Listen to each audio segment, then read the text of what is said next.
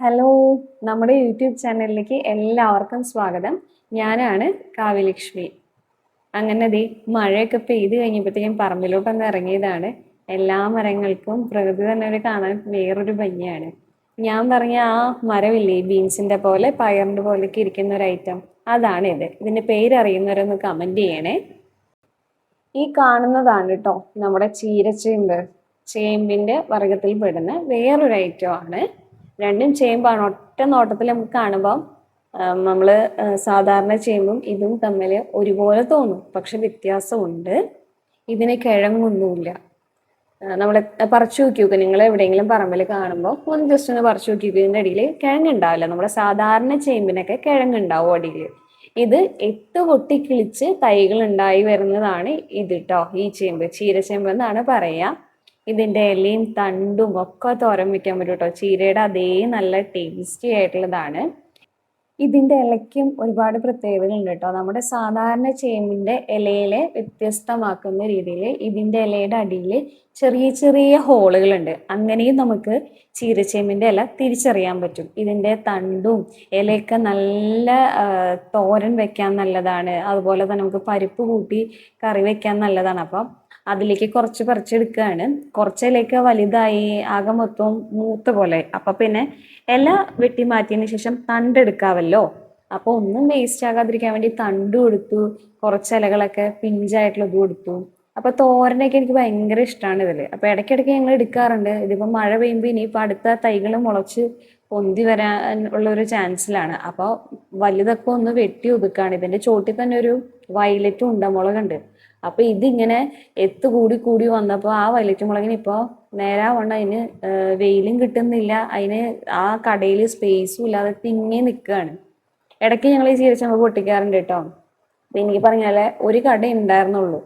കുറേ സ്ഥലത്ത് അന്വേഷിച്ച് അങ്ങനെ ഒരു അമ്മയുടെ കൂട്ടുകാരി ഫ്രണ്ട് തന്നതാണ് ഇത് കേട്ടോ, ഈ ചീരച്ചേമ്പ്. ഇപ്പൊ നിറയെ തൈകൾ ഉണ്ടായി വരുന്നുണ്ട്. പിന്നെ ഇതേ കുറച്ച് കാന്താരി മുളക് അവിടെ ഇവിടെയൊക്കെ ആയിട്ട് നിൽക്കുന്നുണ്ടായിരുന്നു. അപ്പൊ അതൊക്കെ ഒന്ന് പറിച്ചെടുത്തു. പറിച്ചെടുത്തപ്പോ ചെറുതിന്റെ കയ്യിൽ നിന്ന് അത് താഴെ വീണു. ഞാനപ്പോ വീഡിയോ എടുക്കുന്നുണ്ടായിരുന്നു. അതിൻ്റെ ഇടയിൽ കൂടി ചെറുതിന്റെ കൈ തട്ടി താഴെ വീണതാണ്.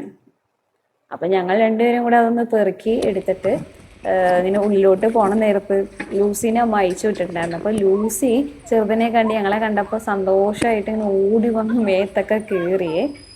ഞാൻ പറഞ്ഞ വയലറ്റ് ഉണ്ടമുളക് ഉണ്ടല്ലോ, അതിന്റെ ഒരു തൈയാണ് ഇത് കേട്ടോ. രണ്ടെണ്ണമാണ് അതിൻ്റെ അകത്ത്. ഇതിന് അത്യാവശ്യം വെയിലും കാര്യങ്ങളൊക്കെ കിട്ടുന്നത് കാരണം അത് നല്ല ഉഷാറാണ്.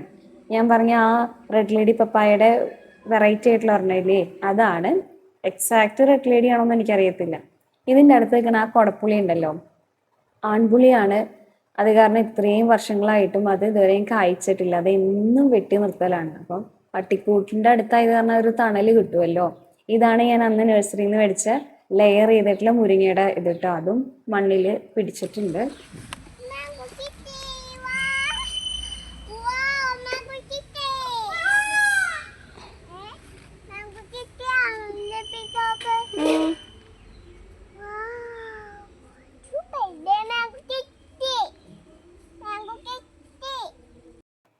നിങ്ങൾ ഈ കണ്ട സന്തോഷ പ്രകടനം ഉണ്ടല്ലോ, ഈ മാങ്ങ കിട്ടിയതിന്റെ സന്തോഷമാണ് കേട്ടോ. പിന്നെ മയിലിന്റെ ഒച്ച കേട്ടപ്പോ ഞങ്ങള് നേരെ അവിടെ കറങ്ങി അടിച്ച് നോക്കുമ്പോ പാലയമ ഇരിക്കണ്ടായിരുന്നു.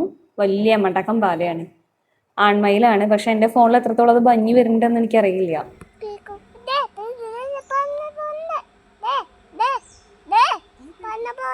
അത് പീക്കോക്കല്ല, ക്രോവാ.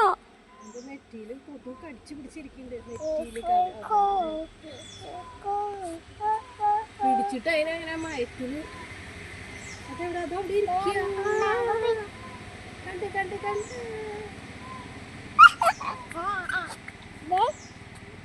ഇതെവിടുന്ന മാങ്ങ? നമ്മുടെ മാങ്ങ.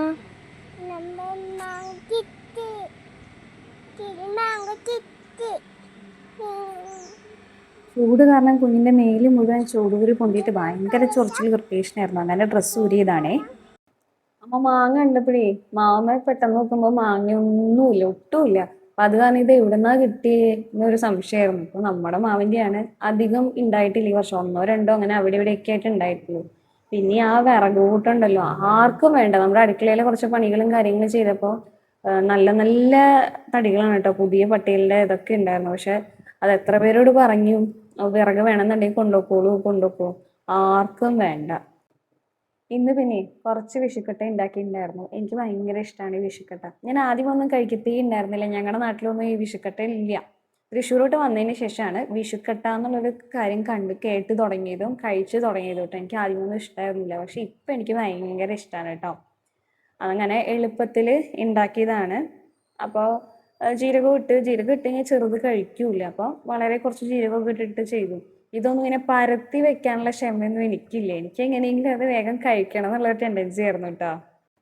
തൃശ്ശൂരൊക്കെയുള്ള ഭൂരിഭാഗം ആൾക്കാർക്കും വിഷുക്കട്ട ഭയങ്കര സ്പെഷ്യലാണ് അല്ലേ, ഭയങ്കര ഇഷ്ടമുള്ള ഒരു ഐറ്റമാണ് അല്ലേ. എൻ്റെ ജീവിതത്തിൽ ഞാൻ അങ്ങനെ കഴിച്ചിട്ടേ ഇല്ല. ആദ്യമായിട്ടാണ് ഞാൻ അതിൻ്റെ ടേസ്റ്റൊക്കെ ഒന്ന് ഫ്ലേവർ ചെയ്ത് തുടങ്ങിയത് കേട്ടോ. പക്ഷെ എനിക്കിപ്പോൾ ഭയങ്കര ഇഷ്ടമാണ് ഈ സംഭവം. എൻ്റെ പെണ്ണു പല്ലുവേന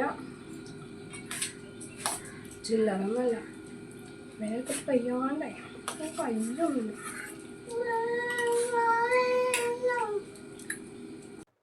ഞാൻ കഴിക്കുന്നതിനായിട്ട് ചെറുത് വന്ന് വേഗം ചോദിച്ചു. പക്ഷെ ചോദിക്കലൊക്കെ ചെയ്തു. പക്ഷെ ആള് ഒരു വായ കഴിച്ചിട്ട് പിന്നെ ഒരു വായ പോലും എൻ്റെ കയ്യിൽ നിന്ന് മേടിച്ചില്ല. അപ്പോഴേക്കും ലൂസിക്കുട്ടി നമ്മുടെ അവിടേക്ക് വന്നിട്ടുണ്ടായിരുന്നു. അവൾ അയച്ചു വിട്ടിട്ട് അവൾ ഓടി വന്നിട്ടുണ്ടായിരുന്നു. അവൾ ആകെ മൊത്തവും ചെളിയിൽ കുളിച്ച് മറിഞ്ഞിട്ടാണ് വന്നത്. അപ്പോൾ അതൊക്കെ ഒന്ന് അമ്മ കഴുകി അവളെ നേരെ കൂട്ടിക്കൊണ്ടുപോയി കയറ്റിയിട്ടോ. എൻ്റെ വീഡിയോ ഇഷ്ടമാവുന്നുണ്ടെങ്കിൽ എൻ്റെ ഈ പേജ് ഒന്ന് സബ്സ്ക്രൈബ് ചെയ്യണം, ലൈക്ക് ചെയ്യണം, ഷെയർ ചെയ്യണം, സപ്പോർട്ട് ചെയ്യണേ. അടുത്ത വീഡിയോ ആയിട്ട് വരാം. ബൈ.